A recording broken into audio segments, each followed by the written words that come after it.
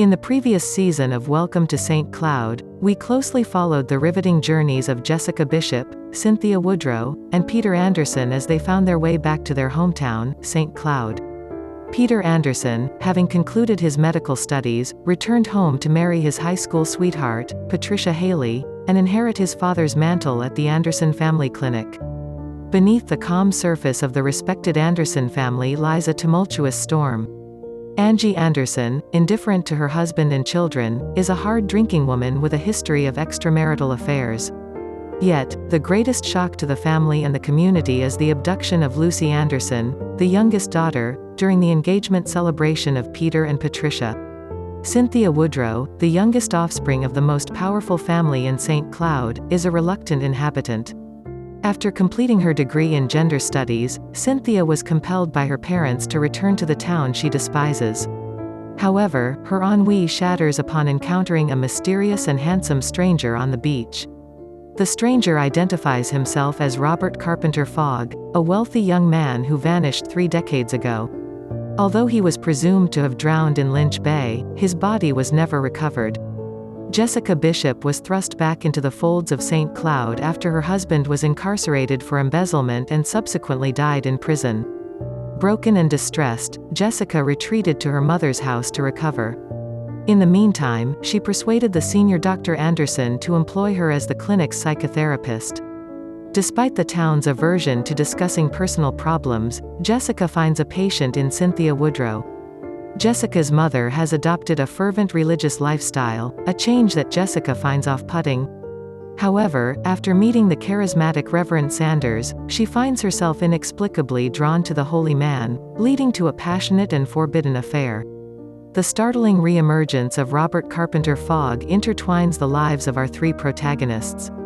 Cynthia rapidly falls for the enigmatic Robert, seeking to help him adjust to the modern world.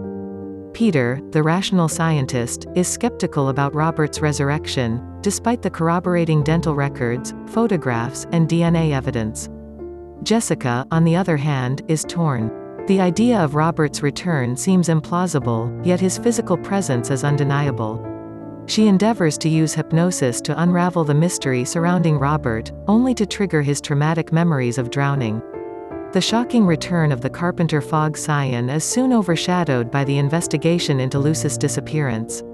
The town sheriff's incompetence calls for the intervention of Jean-Michel Dubois, a Canadian private investigator whose employer remains shrouded in mystery. Dubois soon implicates a hedonistic cult, led by a drug dealer named Glenn Cleveland, in the crime. His investigation uncovers a disturbing reality: several town families have ties to Cleveland's cult, making the pursuit of truth an unpalatable prospect. Ted, Cynthia's brother and Peter's long-standing rival, is one of the suspects, sparking tension between Cynthia and Peter.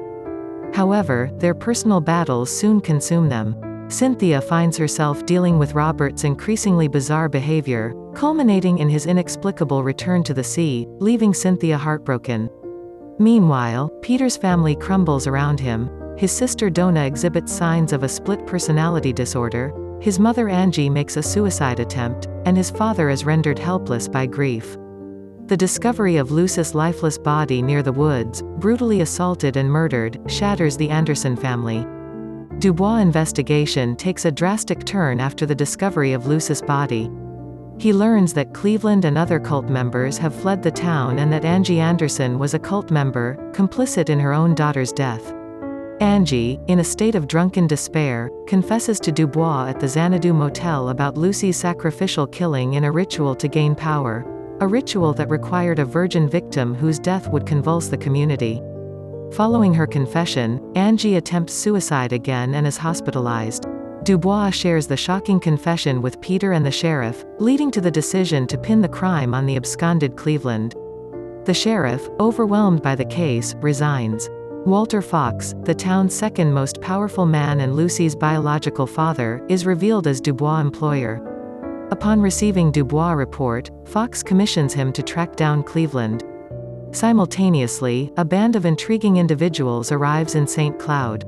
They introduce themselves as a European circus troupe searching for Stefano Allegretto, the proprietor of the St. Cloud Carnival at Lynch Bay. Shortly after their arrival, Jessica finds a visibly perturbed Reverend Sanders at her home. He alleges that someone from his past is pursuing him due to an incident in Europe and seeks refuge at Jessica's, assuming their secret affair will keep him hidden. But are these two events interconnected? Buckle up for a season filled with mystery, suspense, and unexpected twists in the intriguing world of St. Cloud.